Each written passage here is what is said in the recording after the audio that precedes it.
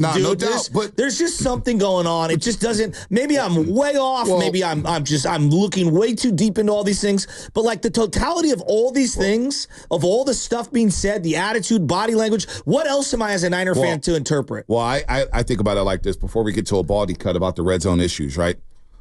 I think about John Lynch, the player and the GM, and who he is as a man. He's no nonsense. He played with Keyshawn Johnson. They won a Super Bowl with Keyshawn Johnson. Wasn't really a buck. Warren Sapp touches on this. It's like, dude, we advocated for you to come here. You didn't really fit in with our culture.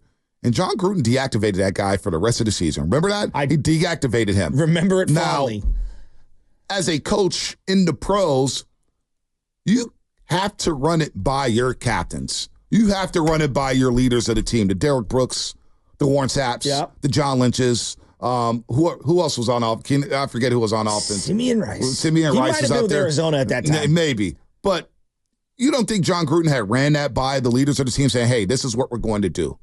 No doubt. And they were probably like, yeah, let's do it. We won before with him. I mean, we didn't win the Super Bowl, but we were very successful without him. We don't go for this. John Lynch is not that guy. Then you think about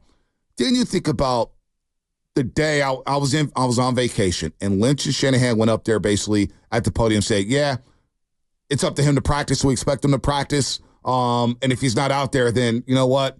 We got to do some other things. They basically said that. I had never heard Lynch and Shanahan that stern. I'd go, oh, boy, they're about to move off of Aiyuk. And they almost did. And then Lynch was at the fundraiser. Remember that night? He goes, I don't care who's here, who's not. We're going to compete for a damn Super Bowl. So So when I think about last Friday, and Lynch is in his office looking at the practice field, and he's seeing this, he's going, I just gave this dude $30 million a year? What the hell is going on here? I just think that every keen observer of the Niners is sitting here like, something doesn't feel right. Yep. It just doesn't have the same touch that it used to. Mm-hmm. And I wouldn't go as far as to say this is a Jordan Poole situation, but it sure feels closer to Jordan Poole than it feels harmonious, And I think that both parties, out of convenience, clearly got the deal done. He got the deal, and I still don't even know if he's that happy. Well, I think he's fine. That's just his personality. I think we're reading too much into it. Brandon Aiyuks usually a quiet guy, which is so surprising to see him so outspoken this offseason because I never heard him this outspoken. And people around the team says, hey, this guy's a quiet dude. He's very reserved. He doesn't like to be out there like that. But for the first time in his career, he got all this attention. And so people act different when they get attention, right? That's true. So people act different when they when they get the limelight. That's why you can never change, right? But something seems off. But the practice thing on Friday,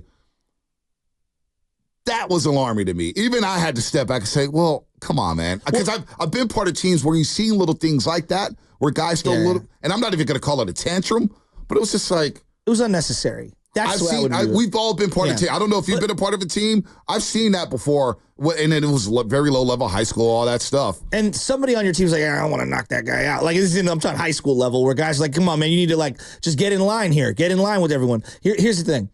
The individual isolated incident of the shorts to me is a no big deal. But when you couple it with the totality of everything else that's going on, well, that's when my ears and my eyes buck up. And I go, all right, and look, there's more to this than meets the eye. And the individual thing is not that big of a deal. Right. But again, when you couple it with body language, frustration, the last 6 months, like at some point you just throw your hands up like, come on, man, what are you doing? And of all the guys on the roster who should kind of be falling in line, it's the guy that just got paid. Right, no doubt. He's got to be a leader for this team. There's no doubt about that. Now, again, I'm going to be with Team Aiyuk in terms of getting your money.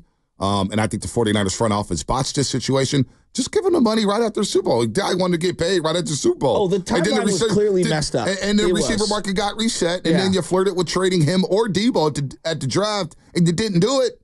And so now what? So I don't know, man, but that short situation really was alarming, although Deebo Samuel says that it's a bit overblown. You know me, I kind of think, they kind of blew away out of proportion than what it was, what it's shown to be. But what's so crazy in the locker room, me and BA was, I seen them had the red shorts on, and I was like, we had the red jerseys. I was like, yo, this combo kind of cold. And so I was like, I went in the equipment room. I was trying to find me some red shorts at the time, and they was like, man, we don't have any more of these. So I was like, And so went out to practice. You know, him and Kyle was going back and forth, blah, blah, blah. But it wasn't as serious as they was making it. But you see, he put the black shorts on, and we moved on past it, and we went out there and got the dub. So maybe it's a trend that you might see the Niners come to practice in some red shorts. But maybe Aiyuk needs to be in the red shorts every practice, because it definitely felt like the 49ers were super back this weekend. Yeah, we was cooling. So that's Deebo Samuel on this podcast. What is it, the Deebo Samuel show? That's what they call it? Cleats and Convos. Cleats and Convos. Has it gotten better?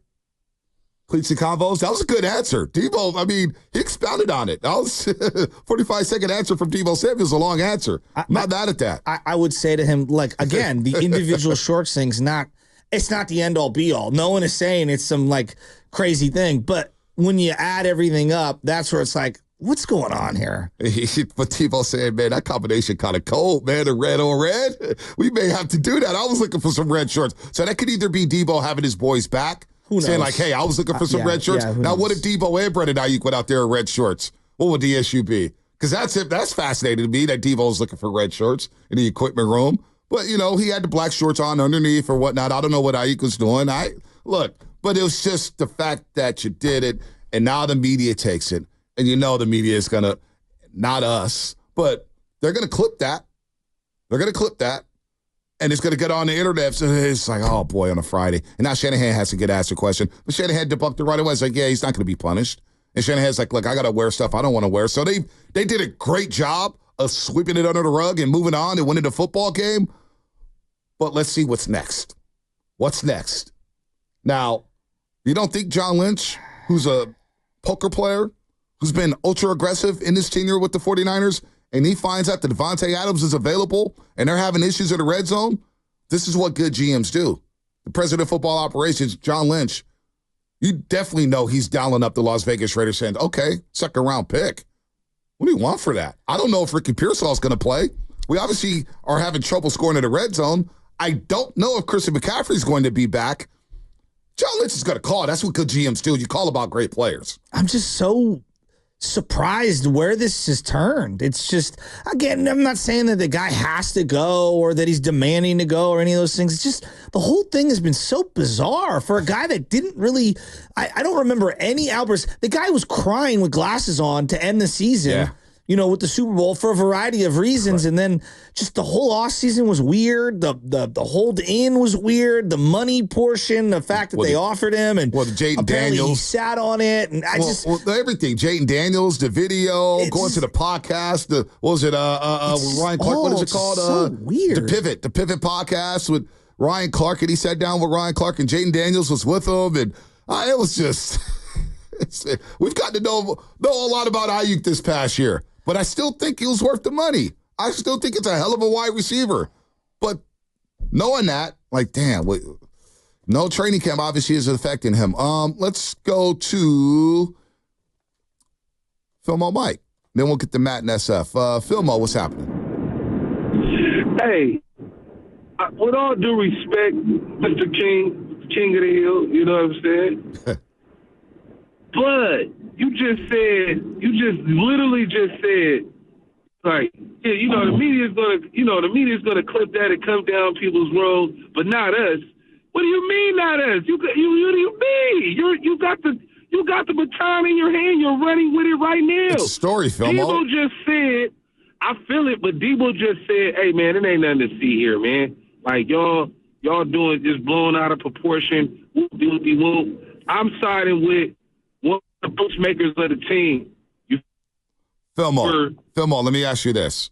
When you saw that video Friday, I didn't make a big deal about it, but I was like, Tim, it ain't a good look. It's not a good look, right? It's pro football, man. That's something we saw in Pop Warner. We saw that with the San Francisco Seahawks dudes doing that. Washington High School. You don't see that on the pro football field. Like, that's all I'm saying. It's like, what the hell are we doing out here? Man, you know what it is? I think, man, and this is not a real take, but I just say this. I just think, bro, they really understand the task at hand, and they was like on some, like, man, they was just bored, bro.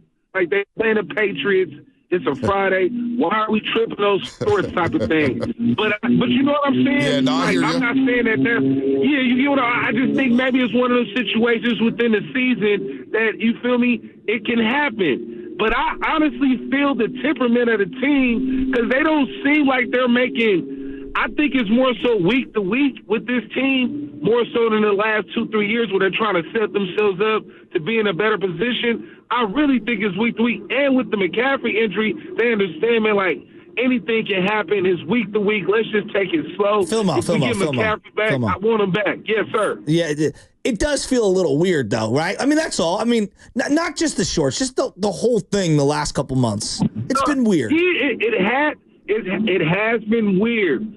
But oh, you break it up a little bit, Filmo. Break it up a little bit. Break it up a little bit. Call us back when you get some back. Yeah, he's definitely smoking. Yeah. I mean, that's not jealous. a question. It's not a question. Smoking I and smoke driving. with Mike, though. By the way, Mike will be our